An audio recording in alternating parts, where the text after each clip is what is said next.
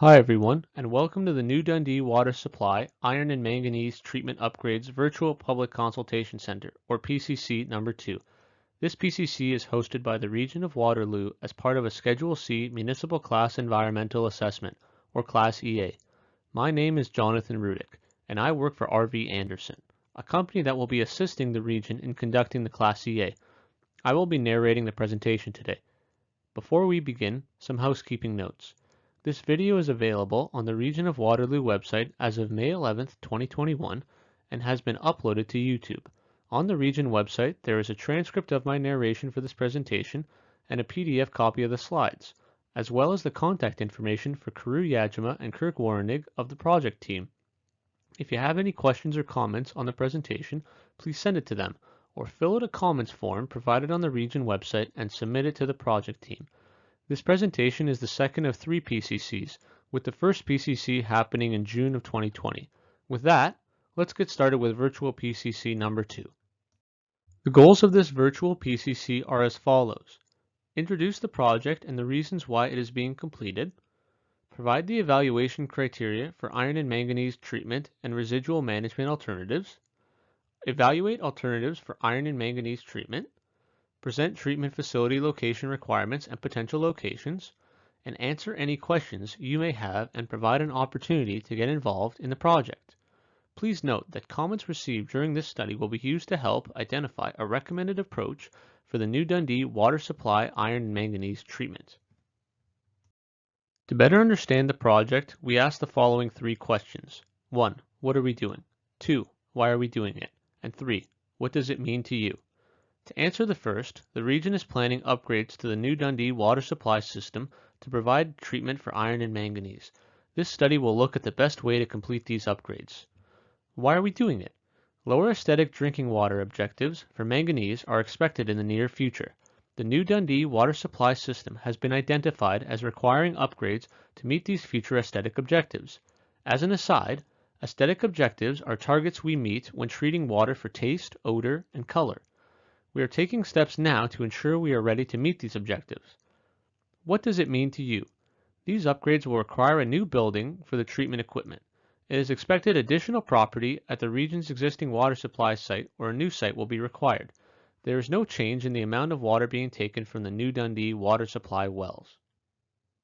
Iron and manganese treatment processes will be evaluated according to technical, financial, social, and natural environmental criteria, as shown below. Each of these 4 categories will be considered equally, with the highest overall score signifying the preferred alternative. The alternatives are evaluated against the technical criteria to determine if they provide reliable service, meet current and future needs, align with existing and planned infrastructure, align with existing and future land uses, align with approval and permitting processes, manage and minimize construction risks, and their ability to adapt to climate change. The alternatives are evaluated against the financial criteria to determine if they provide low life cycle costs. The alternatives are evaluated against the social criteria to determine if they protect health and safety, minimize impacts to residents and businesses related to noise, odor, traffic, and aesthetics, minimize impacts to businesses, manage and minimize construction impacts, protect cultural heritage features, and protect archaeological features. The alternatives are evaluated against the natural environmental criteria to determine if they protect environmental features, protect wildlife and species at risk, protect groundwater, streams and rivers, and minimize climate change impacts. Potential alternatives were screened to develop a short list of options for detailed evaluation. Alternatives that were screened out did not meet the project objectives for one reason or another. The screened out alternatives include doing nothing, a new water main from Kitchener-Waterloo, iron and manganese sequestration, in situ removal, ion exchange softening, biological filtration, and lime and soda softening. The short-listed alternatives that will be taken forward for detailed evaluation are oxidation and conventional filtration and membrane filtration. These technologies will be summarized on the next 2 slides. A description of this alternative is chlorine solution is added to well water to oxidize the iron and manganese before being removed through filtration. The advantages of this alternative are this is a reliable process in removing iron and manganese. This technology is currently being used at other facilities in the region.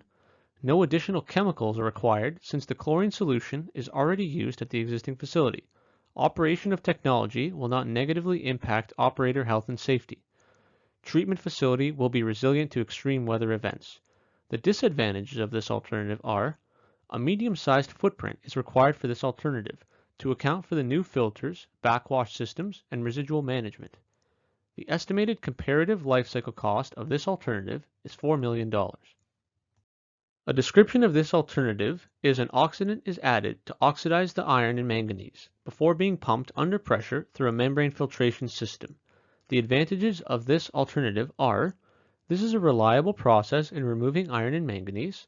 This alternative has the smaller footprint of the two alternatives, and the treatment facility will be resilient to extreme weather events.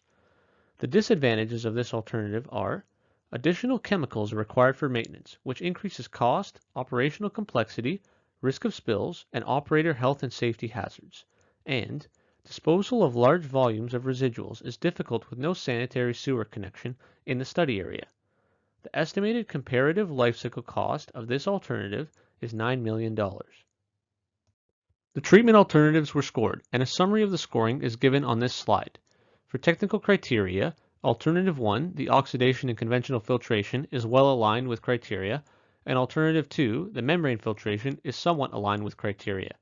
For financial or life cycle criteria, Alternative 1 is well aligned with criteria, and Alternative 2 is not well aligned with criteria.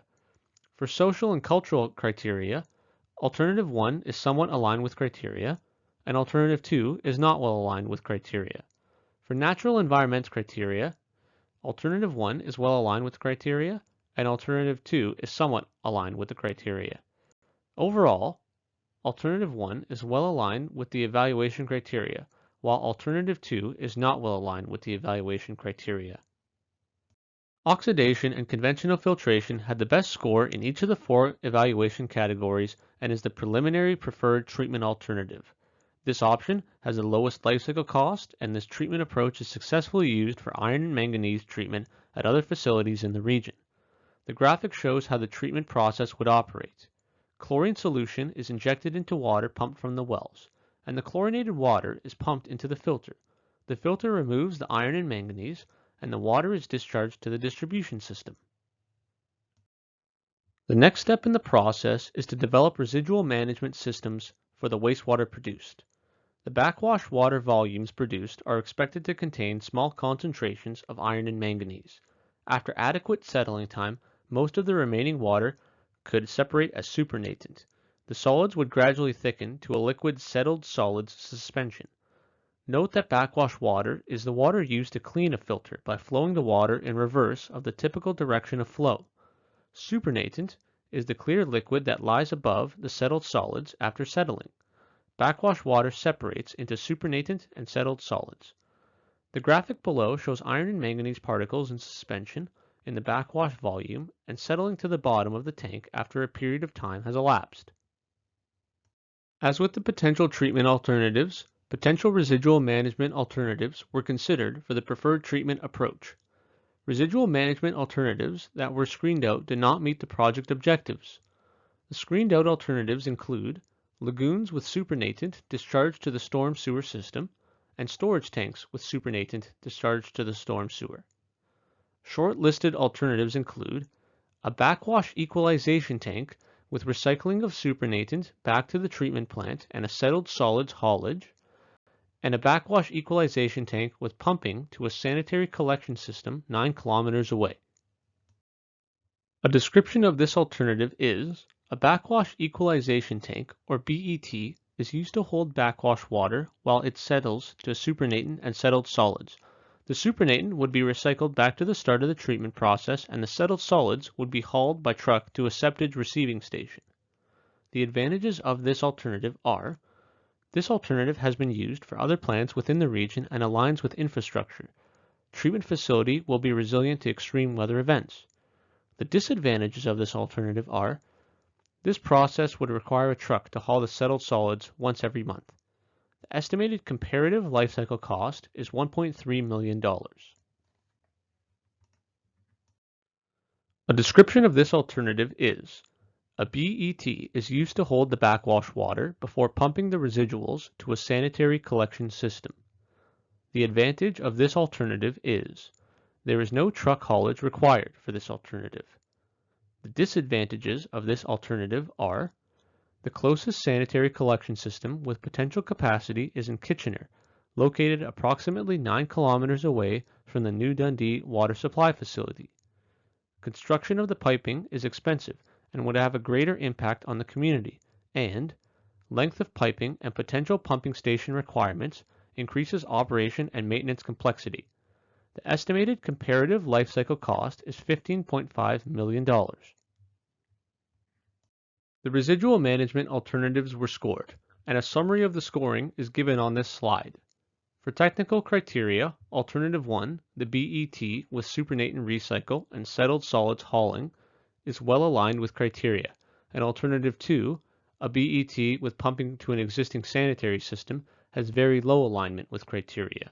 For financial or life cycle criteria, Alternative 1 is well aligned with criteria, and Alternative 2 has very low alignment with criteria. For social/cultural criteria, Alternative 1 is well aligned with criteria, and Alternative 2 is not well aligned with criteria. For natural environment criteria, Alternative 1 is very well aligned with criteria, and Alternative 2 is not well aligned with criteria. Overall, Alternative 1 is well aligned with the evaluation criteria, while Alternative 2 has very low alignment with the evaluation criteria. The backwash equalization tank with supernate and recycling and a haulage of settled solids had the best score in each of the 4 evaluation categories and is the preliminary preferred residual management approach. This option has the lowest life cycle cost, is currently in use by the region at other facilities, and is water efficient. The below schematic provides a representation of the residual management strategy process. The settled solids would be hauled off on a monthly or bi-monthly basis, depending on how much is produced. There is not enough space on the existing site for a new treatment facility. Potential options for a new site were identified based on land size for new building and driveway, vehicle access to the new site, distance to the existing New Dundee water supply facility and water mains, environmental features, cultural heritage features, and areas of archaeological potential, and current and potential future land uses. The below map shows 5 potential locations for the new facility. 3 of the potential locations are adjacent to the existing facility, with 2 potential locations not adjacent to the existing facility, at the end of Alderview Drive. These short-listed facility locations will be evaluated in detail. The evaluation results will be presented at the next Public Consultation Center, number 3, where there will be an opportunity to review and provide comments. This study is being completed as a Schedule C Municipal Class Environmental Assessment. A Class Environmental Assessment, or Class EA, is a decision-making process that all municipalities in Ontario follow for building new infrastructure. The process will allow you, as the public, to follow what is planned and provide opportunities for you to ask questions and provide input. The above diagram gives a step-by-step process of the Class EA. Phase 1 is to identify the problem and our opportunity. After Phase 1 is complete, the first Virtual Public Consultation Center, or Virtual PCC, is held. This PCC was completed in June of 2020. Phase 2 is to develop and evaluate solutions and identify the preferred solution. A second PCC is scheduled after this phase is completed. This is where we are in the process currently. Phase 3 is to develop and evaluate design concepts for the preferred solution and identify the preferred design. A third PCC is scheduled after this phase. Phase 4 is the submission of the Environmental Study Report, or ESR, and a 30-day public review period. Phase 4 is the final step of the Class EA. Phase 5 is the implementation of the Class EA findings, in this case, design and construction of the facility. The next steps for the project are as follows. The project team has completed a background review of the existing facility and distribution system, identified a preferred treatment and residual management alternative, and presented the findings to the public for their input. After this, the project team can develop and evaluate alternative design concepts, including the facility location and site considerations. A third PCC will be held after this for input on the facility location and size. followed by the final step, which is the filing of the Environmental Study Report, or ESR, to document the project information and decision-making process. As part of the reporting, there is a 30-day period for public review of the ESR. Finally, we would like to ask you all to get engaged. We were in the middle of the new Dundee Water Supply System Iron and Manganese Treatment Upgrades EA. Do you have any questions, comments, or want to stay up to date? Please contact or fill out a comment form for either Carew Yajima from the region of Waterloo or Kirk Warrenegg from RV Anderson. Again, the contact information is available on this slide and on the region website, and more information, including copies of project notices and PCC materials, like a transcript of this virtual presentation, can be found at the Region of Waterloo's website. Thank you very much for your participation in the virtual PCC. The project team really appreciates it.